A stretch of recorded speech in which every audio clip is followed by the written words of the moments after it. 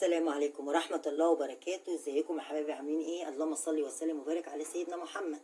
جينا فيديو جديد، فيديو يا ام عمرو. ده هنعملها فلافل. نضفنا الفول بصورة ونقينا حلو، وبعد كده نقعنا في ميه. نيجي على الفول، نضفنا الفول برضو اي حاجة وحشة ونقعنا في ميه. ده هيبات ليلة وده هيبات ليلة، وبكرة من غير شر بإذن الله وانا بدمس وانا بعمل الفلافل هرجع لكم تاني. دمسوا الفول عشان جاي علينا ايام مفترجه. كل سنه وانتم طيبين. تعرفوا الفول بيتدمس ازاي؟ هنعملوا عجينه الفلافل. احنا عملنا الجبنه البيضه وعملنا الجبنه الفلاحي. برضه بقى عندنا حبه فول، فلافلتين، مش الحيل. هنبداوا ونصلوا على النبي. الفول هتعمليه ازاي يا ام عمرو؟ مش هحطله رز ولا عدس ولا اي حاجه. طب وهيبقى حلو يا ام عمرو؟ هيبقى جميل وهيبقى فاتح. هيبقى فاتح بايه؟ خطوه بخطوه هعملها معاكم. انا دلوقتي غاليه ميه. نمسكوا الفول ده مغسول ومنقوع ليله كامله. عندنا القدره اهي، نحطوا قدره الفول. الفول متنقي عندنا، الفول اللي هنعملوه في رمضان.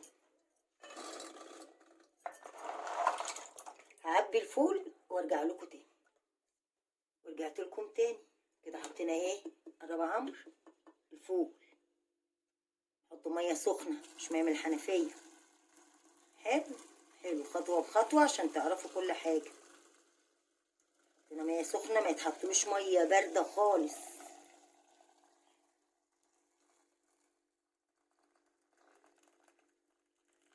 حلو كده. حط الليمونيه دي مصححه. صححها ام عمرو؟ مصححه. ليمونيه بس؟ لا، معايا كده خطوه بخطوه. بصوا حبايبي، معلقتين خل.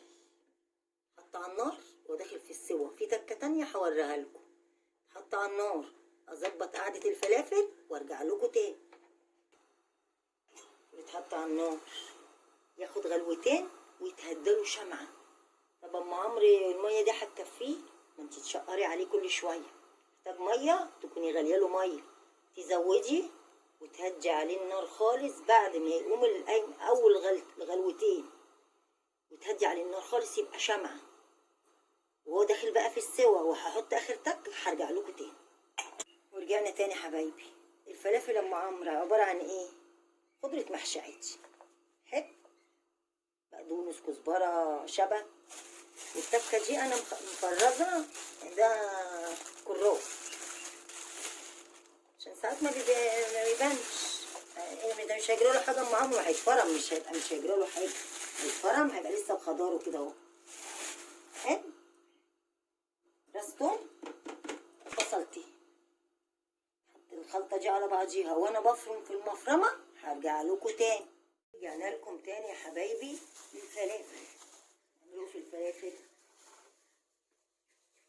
نرجعوا كده حاجه زمان يا حبايبي. بسم الله الرحمن الرحيم. هنعمله ايه بقى؟ لما نحطه ده على ده هنفرمه الاول الفول. وهنيجي بعد ما نفرم الفول هنا اهو هنقوم حاطين البصل بالثوم بالخضره اللي عندنا عليها. اخلص ده وانا بحط الخضره هرجع لكم تاني يا حبايبي. دي الخضره على الفلافل. طبعا انا مكتره الخضره. حلو. هتعملي ايه تاني يا ام عمرو فيها؟ هقول لكم هعمل ايه. هنا حبه كزبره، حبه كمون، حبه شطه، حبه ملح. طبعا الملح برضه ايه تبع ايه كل واحد وتبع ما ايه ما بيعمل. حطوا يعني.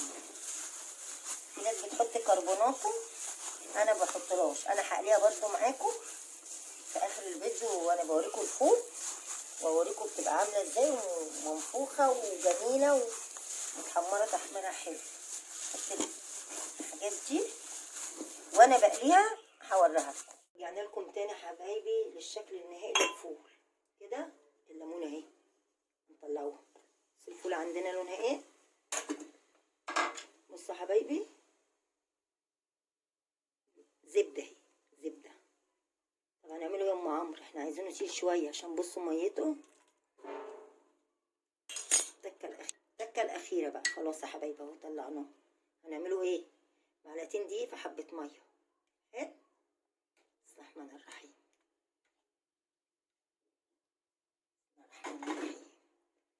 معلقتين دول قبل ما نطفوا ايه عليه. هنطفوا بقى ايه عليه. هرجع لكم تاني وانا حاطه لكم طبق اوريهولكم الشكل النهائي.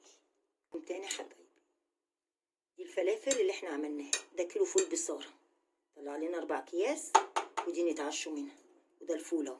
بص الفول، بص الفول بقى لوز اهو. لوز اللوز ده ينفعنا تكه جديده. لا عدس ولا يتحط فيه رز ولا يتحط فيه لون اهو. ابيض قشطه. كل ده من ليمونه ومعلقتين ايه الخل. واتمنى الفيديو يعجبكم حبايبي، واتمنى كلمه حلوه. والسلام عليكم ورحمه الله وبركاته.